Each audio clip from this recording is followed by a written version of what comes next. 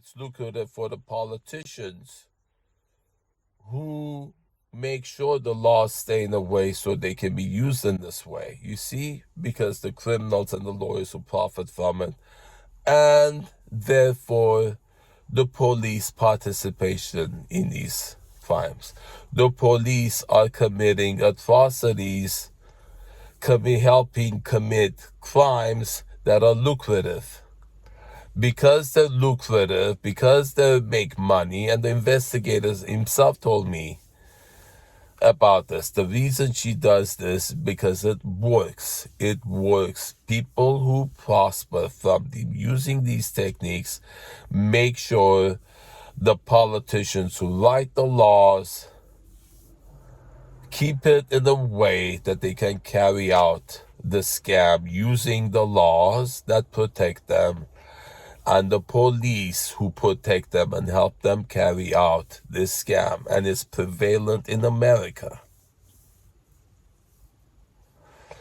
And I've been using the example of Nazi Germany, when people were allowing, it took 6 million individuals being killed before it was put a stop to. Now people keep telling me, Zeke, that's an exaggeration of hyperbole, comparing this to that. And I tell you why not. Why that's not an exaggeration. Because I see this going on. It's done in a way that it doesn't appear to the eye. It's not actual people being put in concentration camps and killed.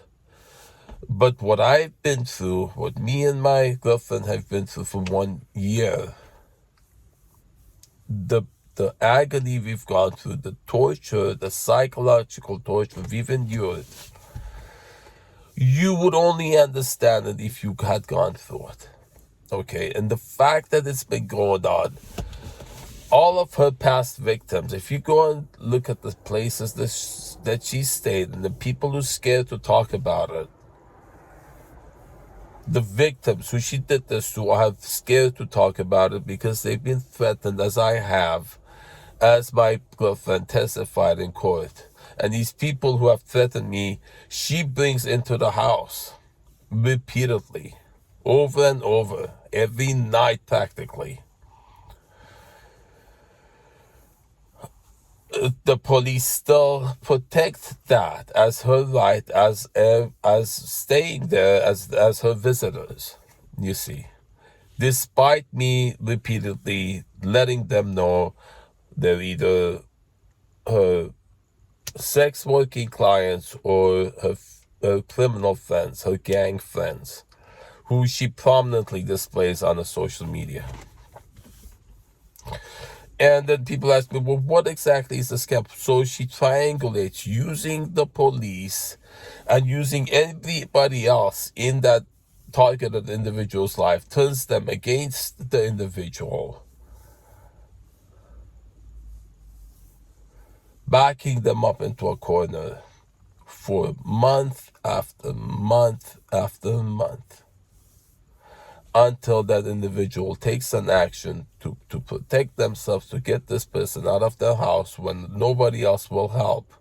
Nobody else will help. No abuse place, no, law enforcement, no therapy, you call mobile psych unit to come look at it. Nobody wants to do anything. They're all pushing pencils. They all have rules and regulations that prevent them from doing it. Nobody wants to look at a video. Nobody looks. They say, we don't look at social media. We don't do this. We don't do that. There's no protection for the targeted individual. Nobody, nowhere. And the people that do help, they're corrupt. That they rip you off. The lawyer was corrupt, ripped off $2,000, wrote a restraining order that to the cops is just like toilet paper. And then so then she has wounds on her, and those wounds aren't healed, they're not taken care of, they haven't had medical attention. Because if they were, they would expose how she got them. She uses the wounds she gets. That's one way. From the victims who try to protect themselves, she uses these to blackmail the target.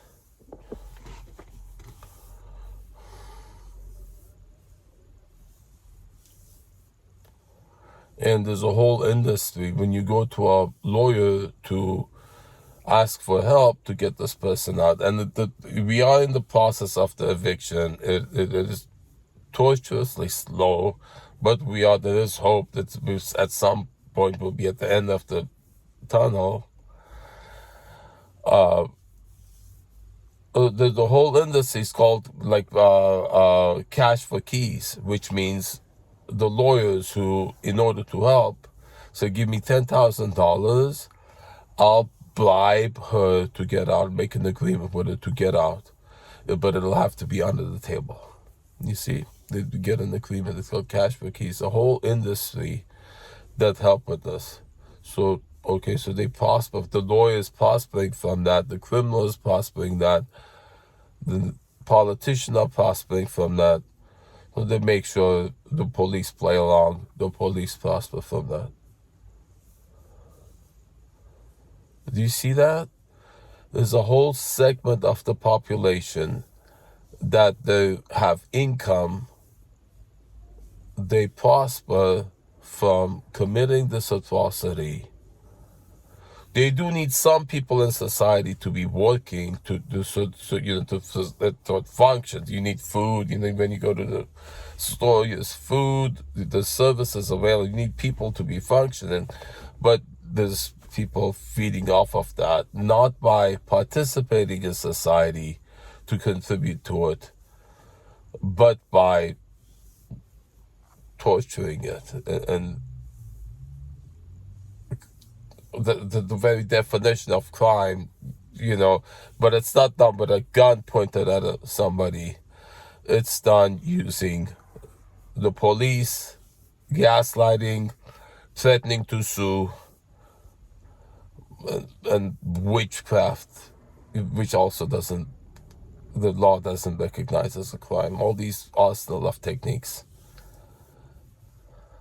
Are you seeing it? So do you not see how that this is so prevalent? I termed it the silent Holocaust. And if you were to understand and experience what it is, you would not consider that an exaggeration. This is a silent Holocaust going on in this country.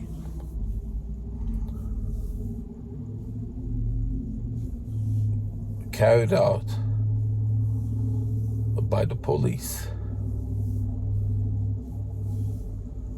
in conjunction with the lawyers and the politicians and the criminals, the scam artists, all of them working together, profiting from innocent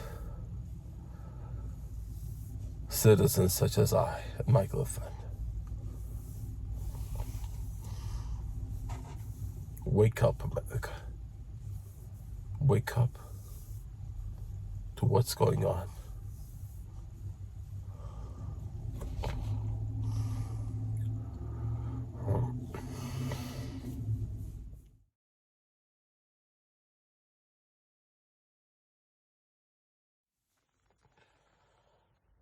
I had filed a report about the police participation and encouragement of the scamming operation in my house that's been going on for more than a year. And the response of the officer in charge of this investigation said, well, this is above my pay grade. He said it's a societal problem, and he just refused to do anything about it. I've heard nothing from him since. And it's evident. I had other officers at the police station tell me they're well aware of laws that protect the criminals more than the victims. And when I further questioned her about that, another officer circumvened and stopped the conversation, kicked me out of the police station. So this is a societal problem. And then the cause why, when I further asked why is this going on, why is it that the answer to that is that why police and the laws help scammers and criminals prosper. Well, they prosper, there's money in it. The lawyers profit from it because a lot of it involves lawsuit abuse. You know, so much of that goes on, right? So there's money from it, from lawsuit abuse. The criminals using lawsuit abuse as part of the arsenal of methods and techniques to scam. And the other laws they use, tenant protection laws, they abuse that. They are aware, police are aware, you are aware, so many people use tenant protection laws, abuse it to carry out a scam, to stay in the house when they don't need to, when the purpose of staying in the house is not because they need shelter, it's because they use it to carry out a scam, to force the people in that house, the landlord, the other people living in the house, to put up with the torture, which in this case is gaslighting, which also isn't recognized conveniently by the law or the police as a crime. So they use all of these methods that the law doesn't prevent and the police don't want to prevent, in unison, plus other methods that are engineered specifically for this crime. A whole set of arsenal of techniques and methods that are made not to register as a crime specifically, to be covert, to carry out a stealth criminal activity so it doesn't register as a criminal activity, you see. Police are perfectly fine with this horrible atrocity that's gone on for more than a year in my house, to which me and my girlfriend have been a victim to, because it prevalently it is successful in lucrative for the people who carry it out, for the lawyers, for the politics. Someone I knew years ago told me about the experience with the police when they were kids. She said the police would be wearing KKK outfits during the night, and the police outfits, uniforms during the day. Now I understand that because I'm experiencing it. I've been living with it for 1 year.